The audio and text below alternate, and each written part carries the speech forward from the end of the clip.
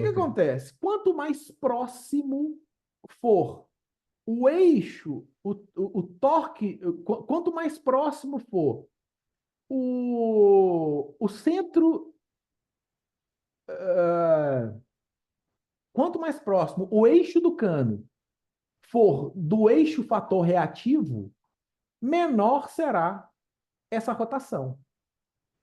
O recuo diminui? Não. O recuo real será o mesmo montante.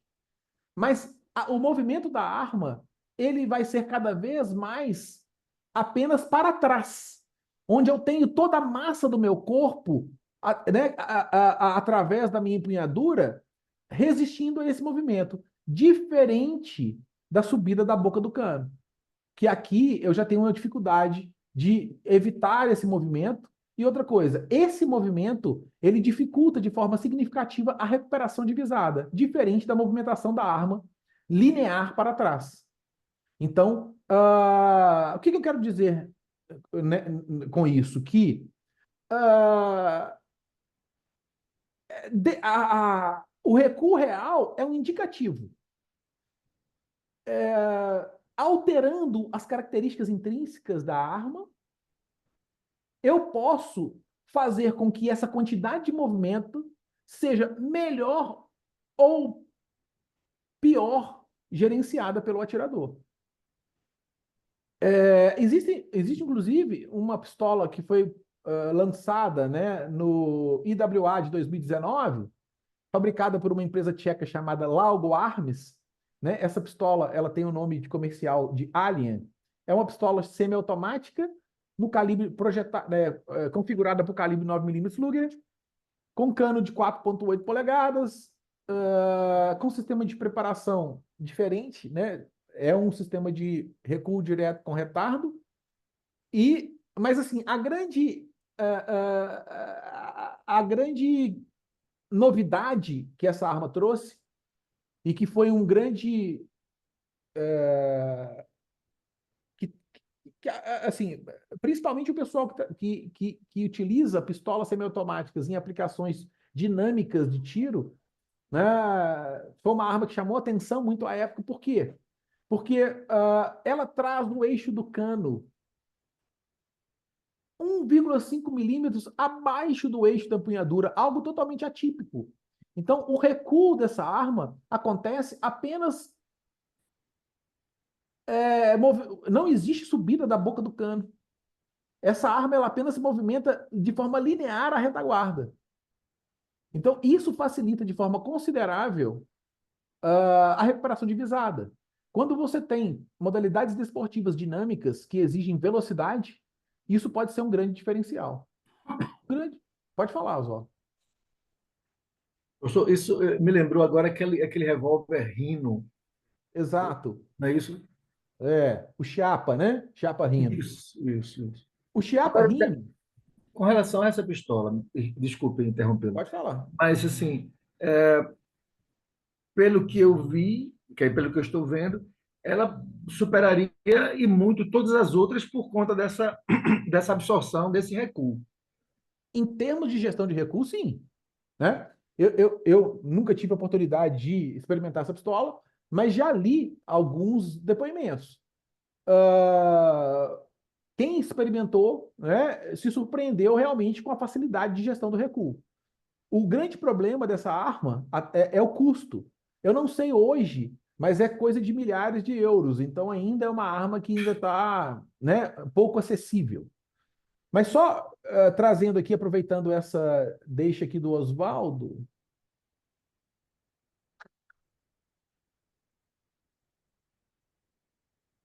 Falando em milhares, ou seja, falando em custo, o senhor, sobre a mola hidráulica, nós temos aqui no Brasil, esqueço o nome, mas um fabricante de molas hidráulicas para substituir aquela a mola principal, né?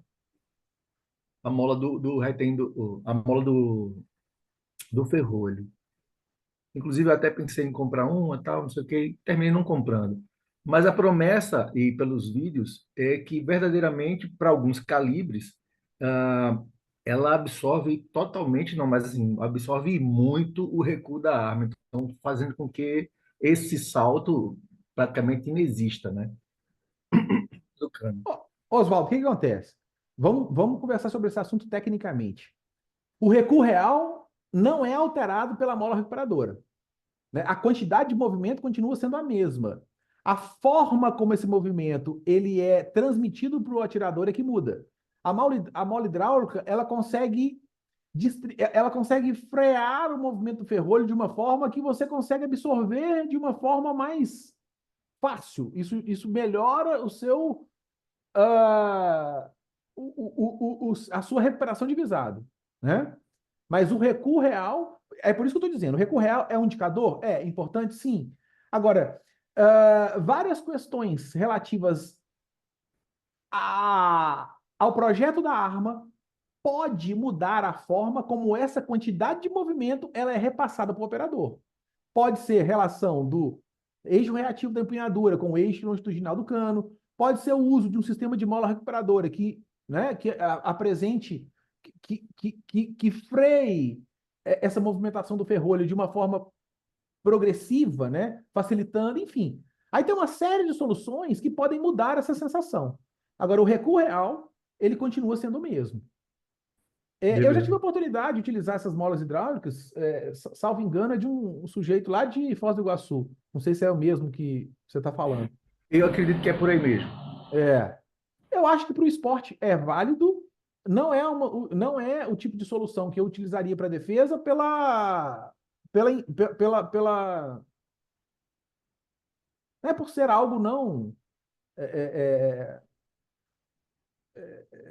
pela insegurança de um possível mau funcionamento.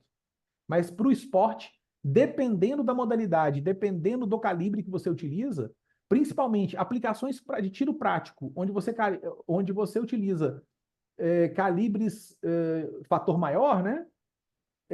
Você vê realmente uma diferença significativa na facilidade de gerir o recuo do equipamento. Quer dizer, então, que na sua opinião, ela não transmitiu tanta segurança com relação à durabilidade dela, no caso. Oswaldo, é assim, a gente não tem testes relevantes nesse sentido, né? Ah, bacana, bacana. Porque Ok. eu falo assim, para defesa, né, quem já pegou uma mola dessa e falou assim, não, isso aqui aguenta isso dessa forma e sem problema, né? Tanto em termos de resistência global, como em termos de mau funcionamento, né? De uma quebra e tal, assim, eu tenho muito receio em utilizar acessórios, né, para defesa. Na minha arma de porte, a primeira vez que eu me aventurei a usar algo como acessório foi de um ano para cá, quando eu comprei o gatilho, né, o Glock Performance Trigger. Por quê? Porque é um aparelho, é um mecanismo de gatilho fabricado pela Glock, é um mecanismo de gatilho que mantém, apesar de melhoria no desempenho, ele mantém, né, a filosofia de segurança para uso em defesa. Ele tem um curso que diminui as chances de você efetuar um tiro não intencional. Ele diminui o peso, mas mantém um peso mínimo para que você opere na situação de defesa com segurança. E outra, ele foi fabricado pela Glock. A Glock sugere que ele possa ser utilizado para aplicações de defesa, não altera a garantia da pistola, ou seja, aí é um outro contexto, né? É um equipamento voltado para aplicações de defesa em termos conceituais, e em termos de segurança traz, né, a chancela de uma empresa que né, é sinônimo de confiabilidade, né? Mas Sim, eu acho que fora isso, né, eu acho que eu tenho receio. Por exemplo, Chimney é uma das principais fabricantes de gatilho do mundo, né? Fuzil de precisão, enfim. E num passado mais recente, ela passou também a aventurar aí, no bom sentido, nos gatilhos para pistola. Então tem uma galera aí, né, virou febre no Brasil, colocar gatilhos Chimney em plataformas Glock. Pô, por quê? Porque você consegue reduzir o curso, você consegue reduzir o peso, enfim. Eu não vou nem entrar nessas questões conceituais, porque eu acho que aplicações defensivas Você precisa levar em consideração algo que você não consegue reproduzir de fato em aplicações esportivas ou treinos eventuais, que é o fator estresse. Então, ter um gatilho muito sensível, né, para aplicações que vão exigir de você o uso sob estresse, eu acho que é um risco desnecessário. Mas eu não vou nem falar sobre isso. Se você perguntar para a galera que já comprou gatilho Timely no Brasil, ou então passear pelos fóruns de discussão nos Estados Unidos, na Europa, sobre o gatilho Timney, ele funciona. Mas vários usuários vão falar que em determinado momento ele apresentou um mau funcionamento. Só que ele apresentou um mau funcionamento aonde? Numa prova de tiro. Agora, se ele apresenta um mau funcionamento numa situação de defesa, não é bom, né?